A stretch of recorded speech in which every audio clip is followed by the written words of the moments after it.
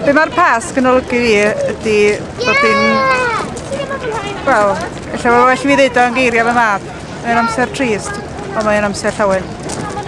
Mae'n amser i gofio Crist wedi groesoelio, ond canolbwyntio ar llawenydd y trydydd dydd, a bod Crist wedi atgyfodi.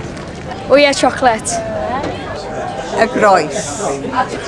Wel, mae Pasg yn bwysig iawn, achos mae Pasg yn bwysicach na Nadolig dwi'n meddwl. Chocolate wy. A mae penblwyfiannau Pasg. A pan o'n i'n blentyn, yw'r Pasg. Ond pan o'n i'n blentyn, am ysgrifennu rhyfel oedd hi, oedd dim siocled i gael. Oedd mam yn gwneud yw'r Pasg mas o marsipan. Wyau Pasg? Possibly? Neu bunnies bach yn jump around. Bwydiau, cigoen, siocled. Croes, Iesu Grist, digwyn i'r groglid, wedyn wyau, cwningod, daffodils,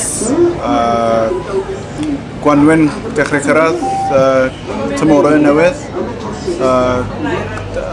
tywydd yn wella, gweithio, a 5 wythnos hir. Atgyfodiad.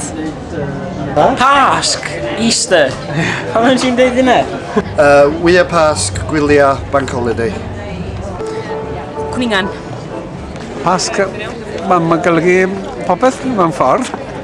Hoff atgofion fi o Pasg yw nain fi, oedd fi arfer cuddio wyau Pasg fi. So oedd rhaid fi mynd i gwmpas y tŷ yn chwilio am wyau Pasg. O wedyn bydd e'n hwyl jyst mynd i gwmpas yn trio ffeindio'r wyau siocled ma. Y groes. Llawenydd. Mae'n gyfnod lle mae cariad Duw yn dod yn real iawn.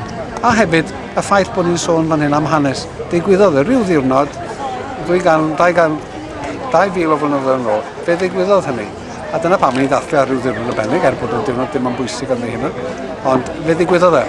A diolch Beth bod e wedi digwydd. Ac wedyn, wrth gwrs, bod wedi atgyfodi.